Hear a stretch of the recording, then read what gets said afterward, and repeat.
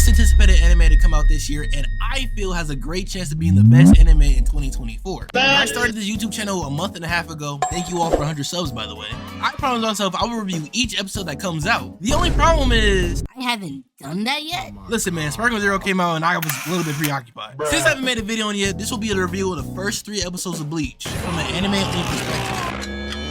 Hey, prayers from the future. So I'm actually going to review the first 2 episodes in this video, and then on the next video I'm going to review episode 3 and 4. And I plan to have both of these videos done before episode 5 comes out, and then from then I'm going to review 1 episode per week as the episodes come out. Fair warning, this won't be your average review, so stay tuned to the end of the video to see why. Let's go! So the first part of the first episode in season 3 gives like a little recap of the last episode in season 2. Okay. It shows Shinjumaru's Bankai and also Ichibe's Bankai, which are 2 great parts of season 2 by the way. Fun fact, Shinjumaru's Bankai is only shown in the animes, so this is like the first time we've seen this specific Bankai ever. We'll talk more about Ichibe's Bankai later, but it's super cool how he has the power to just rename anything his Bankai touches, considering how powerful a name is in Bleach. For example, like how in the old Bleach, Ichigo couldn't even use his Bankai until he said his name of his Bankai, or how his Getsuga Tensho got more powerful as he said Getsuga Tensho. But after the little recap, it goes back to the Ichibe and Yibahabahabahabaha. Ever since the first season, I never really knew how to pronounce his name. I'm assuming it's pronounced Yubaha. I'm gonna mispronounce his name throughout the video, so just, cut me some slack. I might call him the Quincy King because I really can't say his name. But Yubaha just teleported in front of Ichibe and just sliced him after breaking through of his black power. At the same time, it cuts to one of the stern writers just straight glazing this Quincy King like it's a LeBron fan talking about LeBron. And at the same time, we finally get the explanation to what his eye was that we saw in season 2. Now let me quote what he just said, and I might show my actual reaction to me watching this video. I have it on tape. His eyes can now see and know everything that is about to unfold, and the power the king sees with his eye cannot be used to kill him. The Almighty. Now, as I said, this is not going to be your normal review. My name is Prez for a reason. I run a company on the side. Of course, I'm trying to do this YouTube stuff, but I also run a company. It's called RN Inc. Have you heard about it? No. Yeah, it's Real Nigga Incorporated. We handle the certifications of real niggas and potential real niggas in the making. Can I be honest? The Almighty, that's some real nigga shit. I ain't gonna lie. He might be a real ass nigga. You don't believe he's certified as an RN yet? A real nigga? Continue watching the video, because the subjective of the video is to explain why Yubaha is indeed a real nigga. For you guys who can't say nigga, just say RN. Of course, Ichibe is unfazed. He's talking about like, yeah, you must be feeling, all powerful and mighty, the person who was once named Yubaha, because he, strips his name away with his power. But you must have forgotten that look at all that black around you. I forgot to also mention, yes, the most powerful thing that his Bankai can do is rename all things, but he also controls all things black in the world, and everything has black on it. But now Ichibe is talking his stuff. He's here, blood and flesh will all turn to black, and then it'll be reduced to nothingness. Not even rebirth will be tolerated. And he said, fall to the pitch black hat.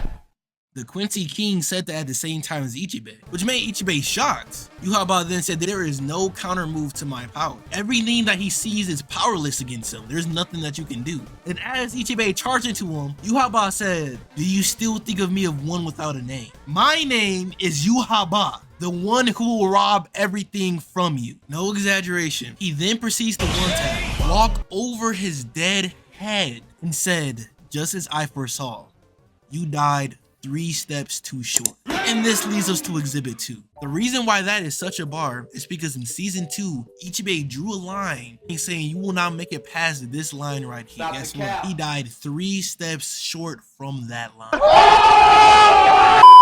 Now, from that, my verdict was already sound. He is a certified RN. I don't mean registered nurse. Oh yeah, also Uryu and like all the other stern writers, yeah, they killed the Squad Zero girl. Yeah, they kind of destroyed her. So the Quincy King ascended up to the Soul King's palace. That's when we get the big reveal that the Quincy King is the son of the Soul King.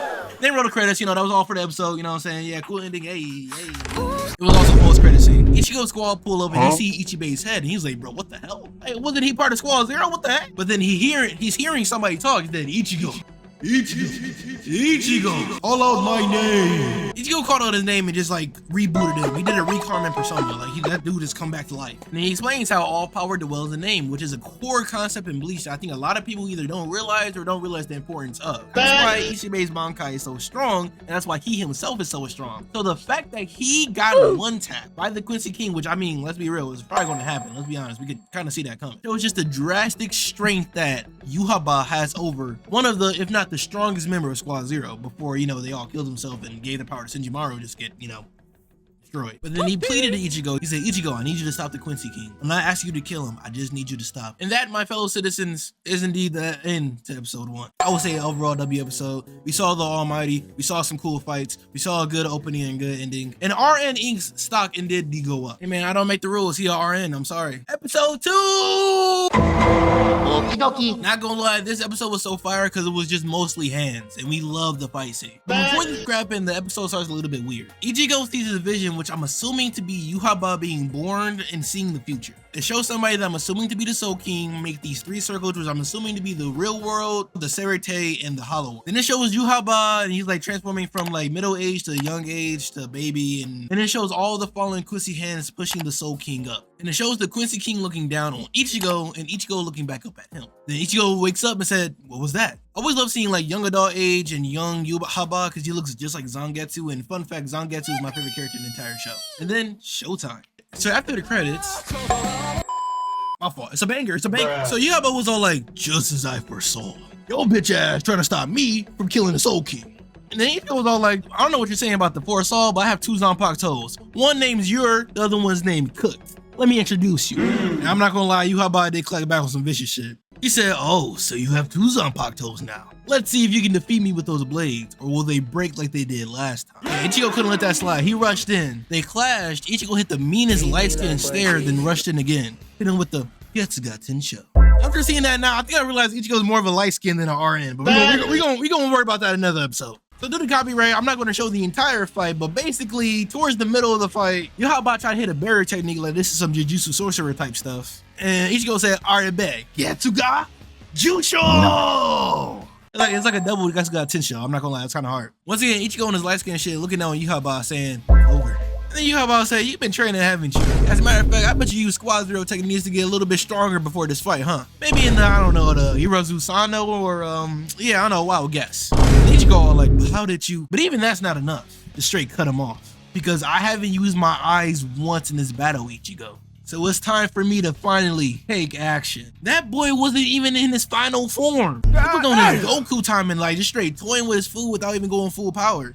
And then basically after that, like he was washing Ichigo. He just basically dodged every attack, foresaw everything coming like he's been saying this entire episode. And then dropped him in front of his friends, which is some disrespectful stuff, but also Some RN stuff? I'm sorry, bro. That's my newest client, bro. I have to keep writing from him, bro. I'm sorry. So with the combination of Urahara's dialogue and Yhwach's monologue, we learn more about the Quincy King. Basically, the Quincy King had the power to repel all darkness. And with that, he could bring the world into stability. He could see everything in the 3 worlds and even 1,000 years into the future. He even foresaw the tragedies that the Quincy's went through.